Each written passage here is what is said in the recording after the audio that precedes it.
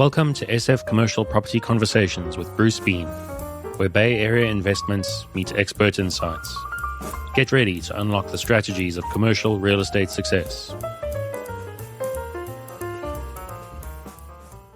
So today we have Mitchell Rice from Utah with us from I assume Salt Lake.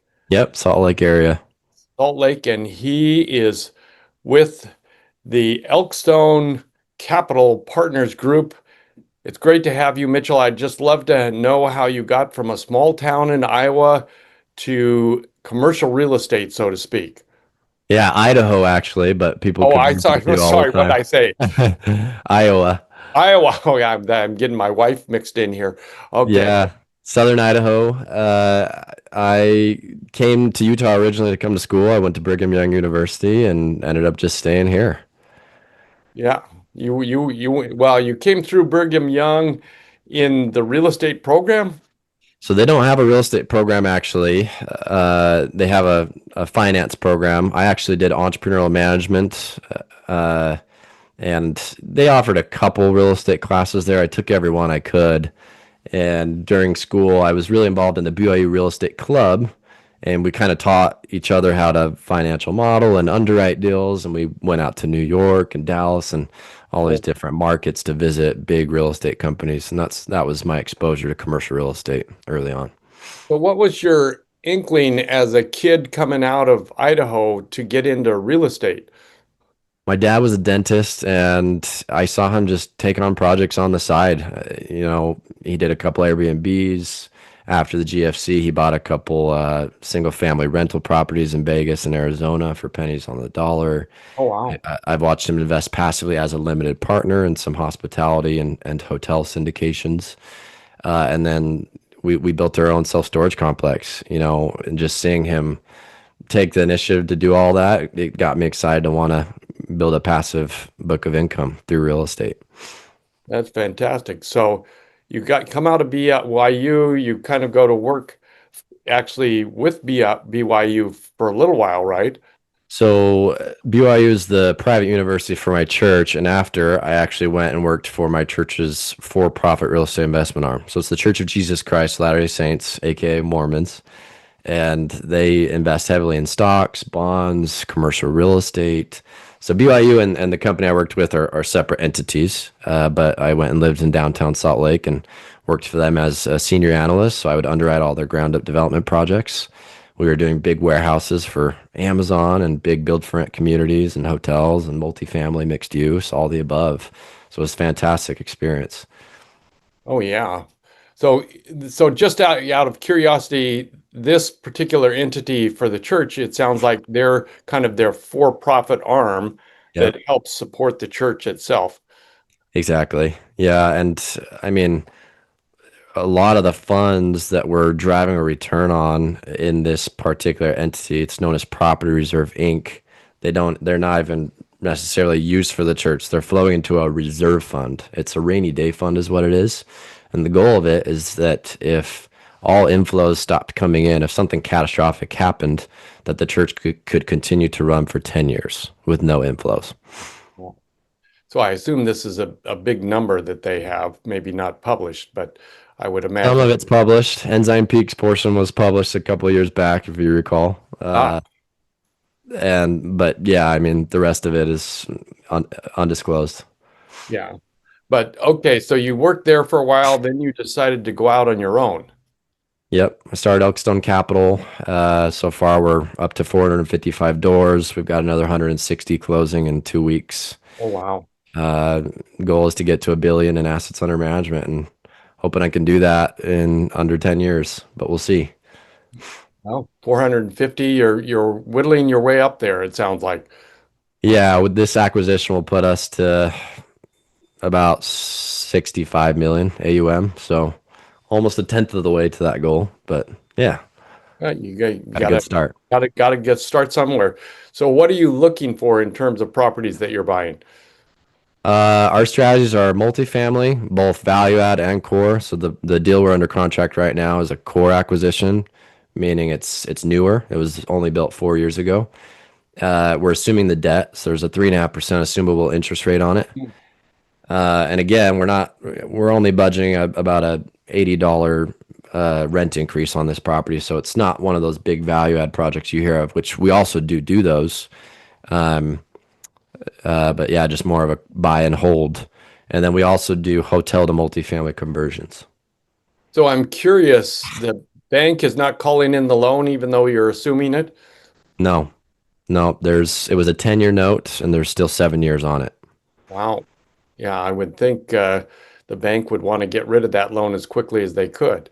But Yeah, well, this one's not the bank. This is a government sponsored enterprise. It's Fannie Mae. And I, so they're known for offering assumable loans. oh, yeah, that's fantastic. So where's this property located? This one is in southern Indiana, just across the Ohio River from Louisville, Kentucky. And I'm curious, how did you find this property? On market. We found it through a brokerage, Marcus and Millichap. Oh, wow. We got Okay. on their mailer and got tired of trying to get deals to pencil here in Utah. I've underwritten, I don't know how many deals, tens of fifties of hundreds of deals out here, and everything is so expensive. We were struggling to hit a return that our investors needed. So we started looking in the Midwest and we noticed that Indiana had particularly high cap rates, and the rest is history. There you go. Yeah. So you're fanning out. Is that the first one you've done out of state? No, I still haven't done any in Utah, so all of our deals have been out of state. Oh, Yeah, we've got the self storage units in Idaho. We've got a 207 unit multifamily property out in Tennessee. We did a hotel conversion in Houston, Texas. That was 100 units, and then we've got this one in southern Indiana. so are you doing your own property management or how you are handling that part of it? No, we use third party. We're definitely not big enough to vertically integrate yet, but hopefully eventually. Yeah. So each property has kind of their own property management and you kind of Yep. oversee all of that. Yep. Correct. But you think eventually maybe you'll pull that all in-house Yeah, I think it'll be a long ways down the road, but someday. someday, maybe. Yeah. Mhm. That's always a difficult task that maybe you don't really want. But Right. Pros and cons. yeah, exactly. So, all right. So, in terms of investors, how are you finding investors? What are you adding value? What are you giving the investors in return, so to speak? This deal, for example, we're underwriting to a net IRR. So that's after the GP's fees and their promote of 15%. Oh, wow. So 15% annually. We're looking at these numbers as a 7 year hold period. IRR, again, it factors in the cash flow that our investors will get from the deal and the terminal value. So if we're just looking at explicitly or strictly cash flow, average cash on cash return on this deal looks like 7.5% annually. But again, that doesn't factor in terminal value. And then another metric we look at is equity multiple. So how much are we going to multiply our investors' equity over the hold period? And on this deal, we're forecasting about 2.4. So Wow. if somebody Okay. invests 100, we expect to get them 240 when all is said and done. And I assume you're factoring in obviously the depreciation and tax benefits and so forth. No, we're not. We never factor that into the returns, so that's just a cherry on top. Oh, that's nice. But Yeah, I assume you pass it along to your investors. we do. We pass it along to the investors. On this one, we're forecasting 80% of every dollar invested. So if somebody puts in 100 grand, they'll get back 80,000 year one to use to offset any passive income. Yeah. So are you doing any segregation or how are you doing? Yeah, Yeah. that's how that number's so big because we're doing Right. a cost segregation study. Yeah. So that makes it all a very Yeah, benefit to the investor. and thanks to the 100% bonus depreciation coming back. Yeah. So all good. So down the road, you're going to keep looking out there beyond Salt Lake, it sounds like. I mean, we really want our next acquisition to be here, so we are underwriting so hard right now. Utah deals, we've looked at 15 just in the past 2 weeks. Oh, wow. It's just tough though because a lot of the owners here, there's not as much distress. It's not a market known for large trade volume. Everybody who buys likes to just hold it forever because Utah's an appreciation market. So my thesis moving forward is let's play in the 30 to 120 unit range because anything above 120, now we're competing with the big institutions, and they can afford a lower IRR to their shareholders than we can. But then also you get too small, you get kind of that 20 unit and smaller size. And now instead of caring about the income approach, everybody's going off the sales comp approach. And anybody here who goes out and buys a fourplex know that right now they're ranging around 850 grand.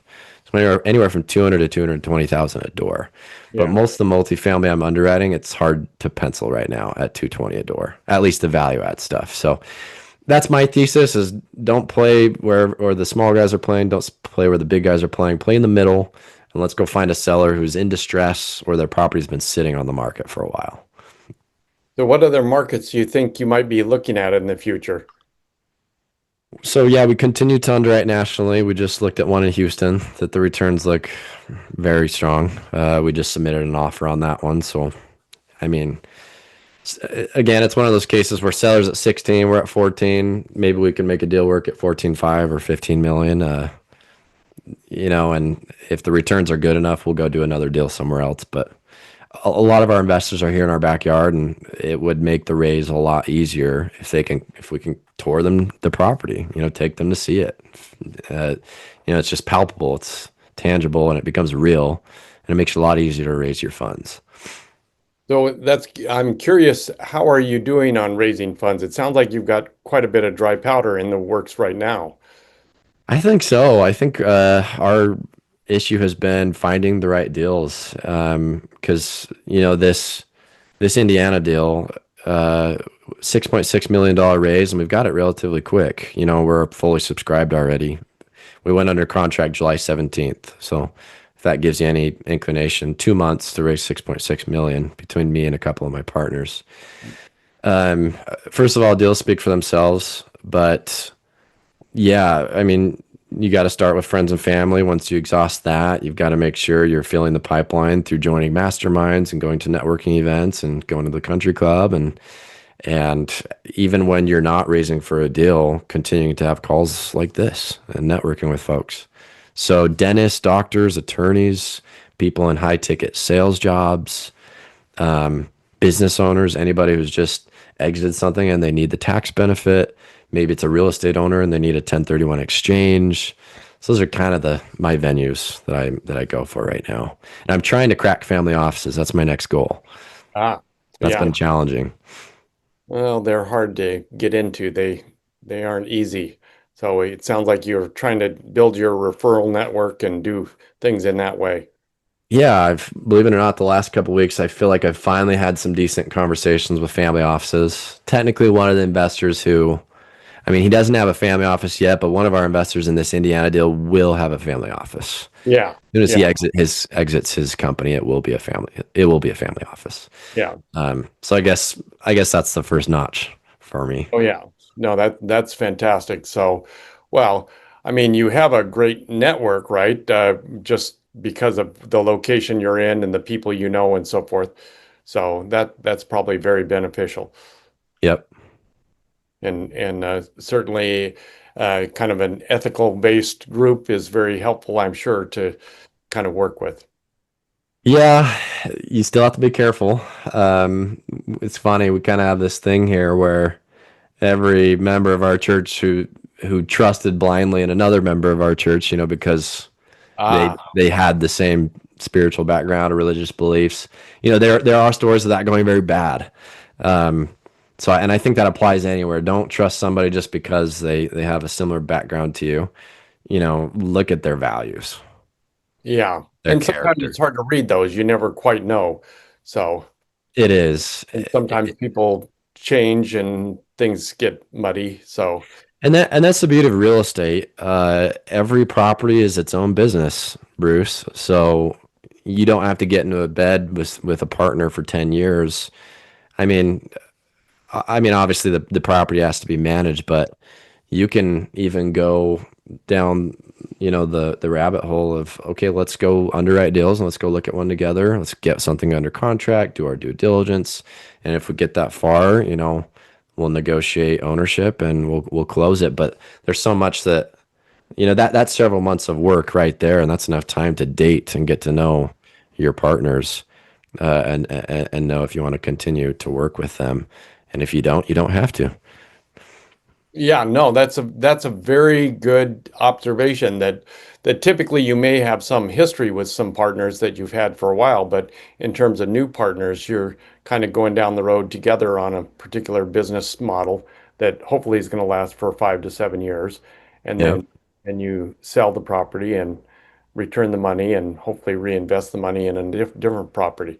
So Yeah. it's a interesting proposition. I hadn't thought of it in that way, that it really is a single business proposition. It's not like I'm Right. investing in a REIT or a fund or something like that. Right. So always very good. So, all right. So what's your crystal ball telling us about the future these days? Man, it's tough. A lot of these family offices are on the sidelines still.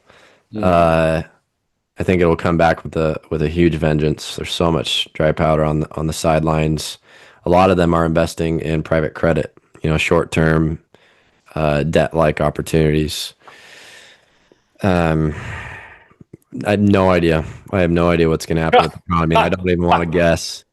But I know that there are ways to mitigate risk so that no matter what happens with the economy, you can still come out on top, such as getting a 3.5% assumable interest rate, buying something that we're getting a good enough price on it, well below replacement costs, that we know will come out on top, even if market values come down.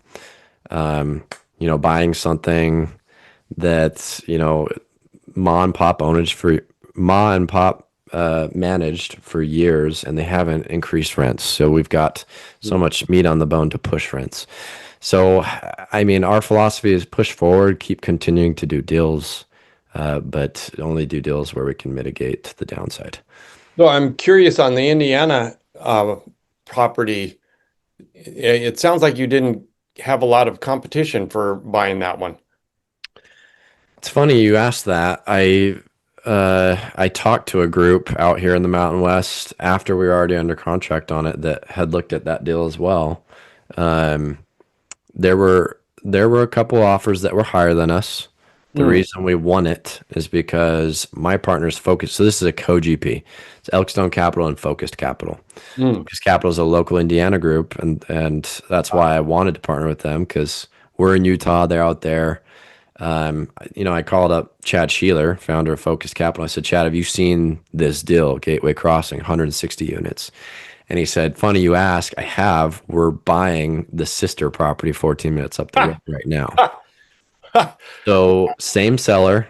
This one was 183 units, so 23 units more than ours, but built exactly the same. Same unit mix, same building materials, same vintage. So, the seller is a local general contractor.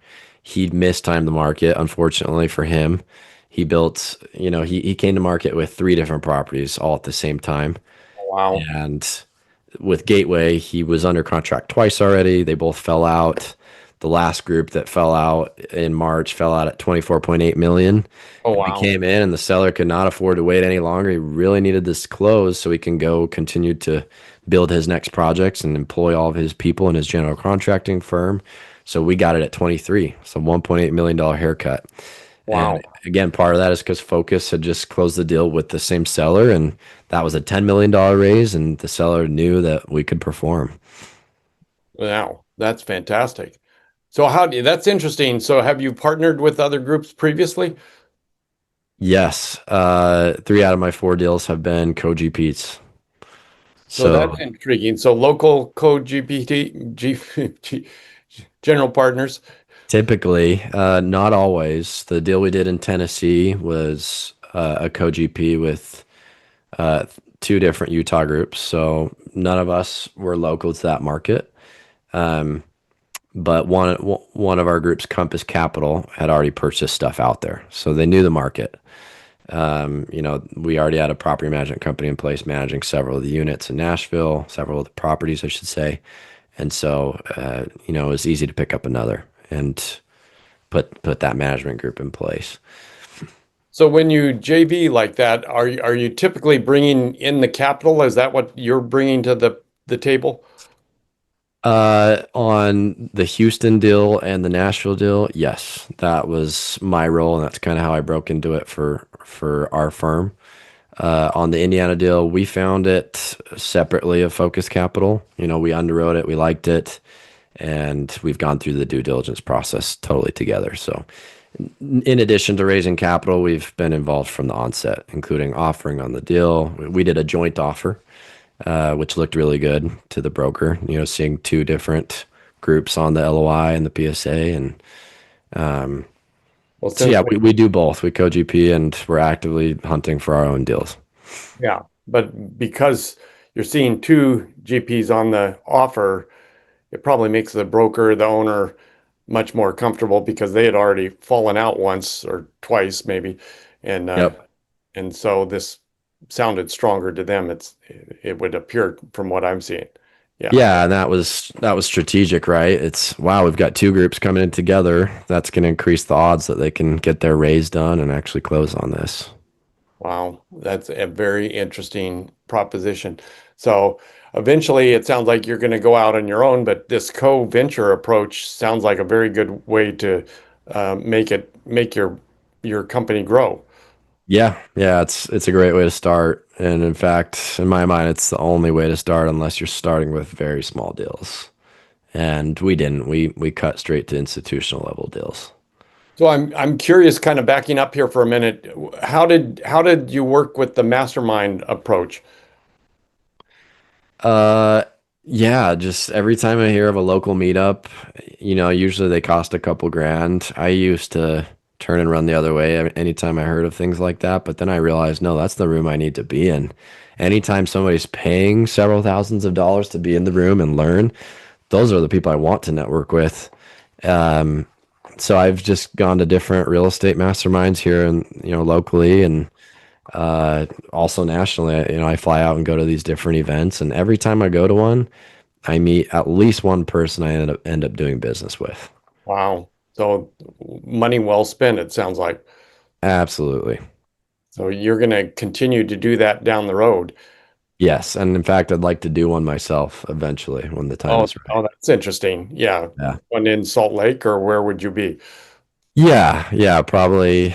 It'll probably have a digital presence, but the in-person stuff will be local in Utah, Yeah, Salt Lake, that's interesting. So have you met people in a Zoom meeting, so to speak, that worked out for you? all the time. Yeah. All the time.